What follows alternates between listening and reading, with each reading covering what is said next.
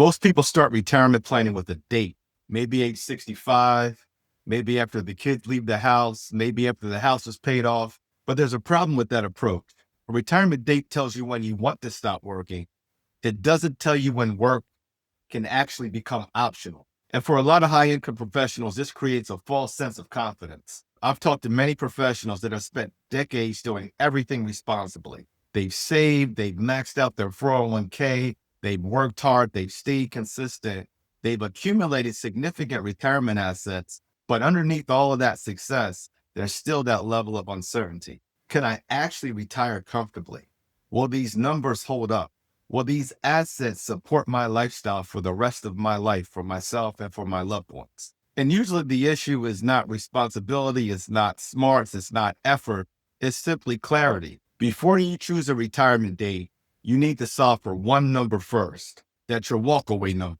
The amount of investable assets required to maintain your lifestyle varies by person. There's no magic rule of thumb. It's not 10 times your earnings. It's not 20 times your earnings. You need to really put pen to paper and start to go through your expenses and the lifestyle that you want to have, that you see for yourself, for your loved ones, for your family in retirement. And then you need to back into this one number, this walkaway number. Defining that number is so important because once you have that number, that drives all of your future retirement planning decisions.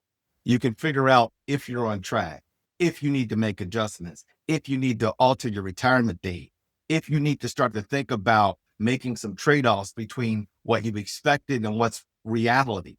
But you don't know if you're in a fog and if you're just guessing. You need to have that number defined, and that's going to drive all the decisions going forward. This is especially important for high-income professionals because as you advance in your career or in your business ownership, everything becomes more complex. Your compensation packages are more complex. The taxes become much more significant. Your healthcare decisions change as well. As your family grows potentially, you have different people to consider. As your parents age, you have different things that you need to factor in to this equation as to whether you are on track. You may have other properties that you're managing, et cetera. So you need to look at all these things holistically and back into that number. And it becomes critically important to do proper, effective planning by having that walkaway number at top of mind. And many professionals are closer to financial independence than they realize, but they've never defined the number that confirms it.